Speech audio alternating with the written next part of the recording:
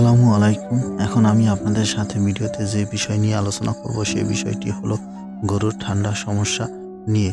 আপনাদের যদি কোনো বিষয় জানা থাকে তাহলে আমাকে কমেন্ট করবেন, আমি পরবর্তী ভিডিওতে আপনাদের সেই বিষয়ে জানিয়ে দেব।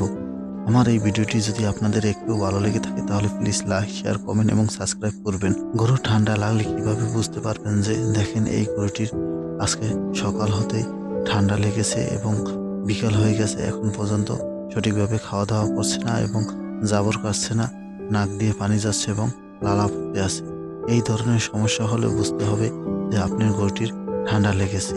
এছাড়া অনেক সময় সর্দি এসে না, শ্বাসকষ্ট দেখা দেয়, গায়ের পশম খাড়া হয়ে দাঁড়িয়ে থাকে এবং রৌদ্রে সোজা হয়ে দাঁড়িয়ে থাকে। এরকম যদি কোনো সমস্যা দেখা দেন তাহলে বুঝতে হবে যে আপনার গরুটির ঠান্ডার সমস্যা হয়েছে বা ঠান্ডা লেগেছে। এই ঠান্ডা লাগার প্রধান কারণ হলো আপনার গরুটি যদি রাতে ভিজা স্থানে বেঁধে থাকেন বা অতিরিক্ত বাতাসে বেঁধে থাকেন তাহলেও ঠান্ডা লেগে থাকে।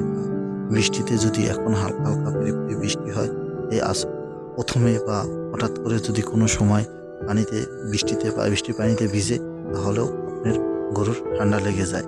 এইসব কারণেই আপনার গরুর ঠান্ডা লাগে। আর ঠান্ডা যখন লেগে যাবে তখন আপনি ঠান্ডার যদি চিকিৎসা গ্রহণ না করেন তাহলে 1 থেকে 2 দিনের ভিতর নিউমোনিয়া বা মাত্রা অতিরিক্ত ঠান্ডা লেগে যেতে পারে এবং আস্তে আস্তে গরুটির শ্বাসকষ্ট দেখা দিতে পারে। এবং গরুটি যদি ট্রিটমেন্ট না পায়, সঠিক ট্রিটমেন্ট না পেলে গরুটি আস্তে আস্তে নিস্তেজ হয় বা ইলেক্ট্রোলাইটের অভাবের কারণে গরুটি ডিহাইড্রেশন হয়ে মারাও যেতে পারে।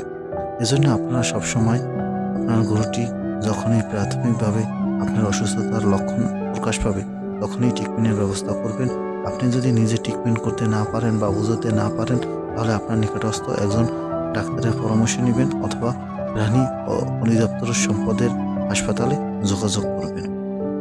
সাধারণত জ্বর হলে যে ঔষধগুলো ব্যবহার করে থাকি সের মধ্যে রয়েছে PP5 বা প্যারাসিটামল। এসব জাতীয় গ্রুপ, যে কোনো গ্রুপের প্যারাসিটামল, ফাস্টবেড এসব খাওয়ালে অনেক সময় হালকা জ্বর কমে যায়।